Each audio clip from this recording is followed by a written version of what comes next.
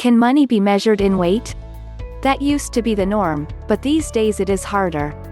Back in the day, and for the United States this means, before 1965, U.S. coins that were not pennies or nickels were made of a 90% silver alloy and their value was based on their weight.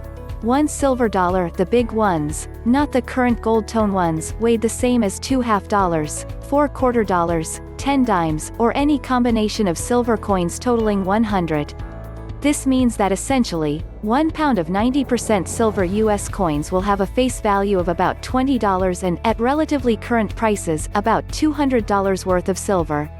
This was pretty much the norm around the world. The coins of the British pound sterling were 92.5% silver up until 1920, and their largest coin, the crown, was about the size of a dollar, the Japanese yen, German thaler, Spanish 8 real, Chinese yuan.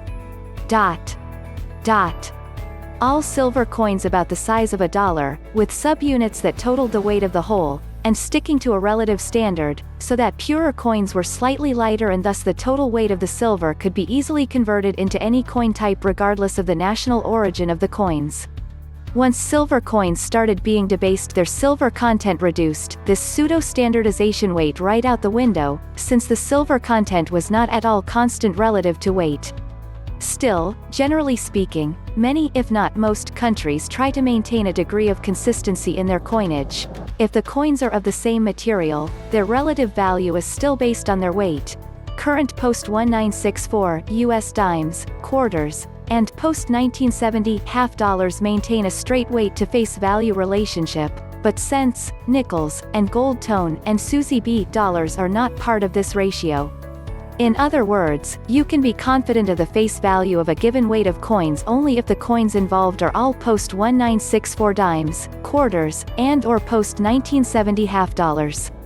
In Britain, the coins could be divided into pre-1920 92.5%, better known today as 925 1920 to 1946 50%, and post-1946 cupro nickel. The same copper nickel allow the US uses in its nickel coins and in the silvery part of dimes and quarters. 1 pound sterling, no coin, equals 20 shillings. 4 crowns equals each equals 5 shillings. 8 half crowns equals each equals 2.5 shillings. 10 florins equals each equals 2 shillings. 20 shillings equals each equals 12 pence. 46 pence. 83 pence. Interestingly, pre-decimalization British copper coinage was also internally consistent. A penny was about the size of a US half dollar, a half penny was about the size of a US quarter, a farthing, 1/4 penny, was about the size of a modern US cent, and a half farthing was about the overall size of a US dime. There were also tuppence 2-penny coins called cartwheels that were about the size of a US silver dollar.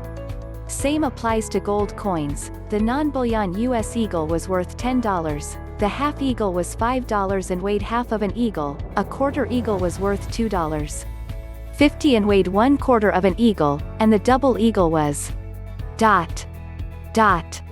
Well, you can do the math. When states and private assayers made gold coins to cover local coinage shortages, they tried to maintain consistent purity and weight, so the $1 gold coins and even fractional gold coins, i.e. worth less than $1, and even the $50 slugs could be weighed consistently for value. Yes.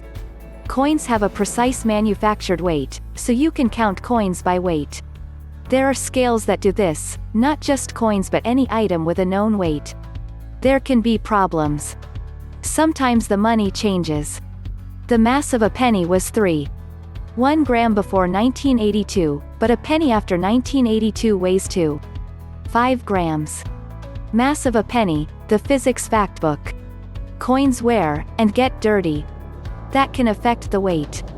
Overall, I would expect them to get lighter. Coins can be mixed. That can throw off the count. So if you are sure your coins are all the same type, you can count by weight, up to a point. The limit would depend on the wear. If you lose up to 1% per coin, you can reasonably weigh 100. Over that, and you'll still have a reasonable estimate, more so if you can compensate for the wear. Notes. New notes, sure. Old ones, not so sure. But they exist. both for bills and coins. If the bills are all the same denomination, I could feel $10,000 or $5,000 in $100s, $1,000 in $20s, etc. But it's not 100% accurate, but accurate enough for me to take action out of, so the player could place bets while I count it. If you are using a scale, then yes, you can weigh money, but there'll still be slight variations if the bills are damp or there's humidity in the air.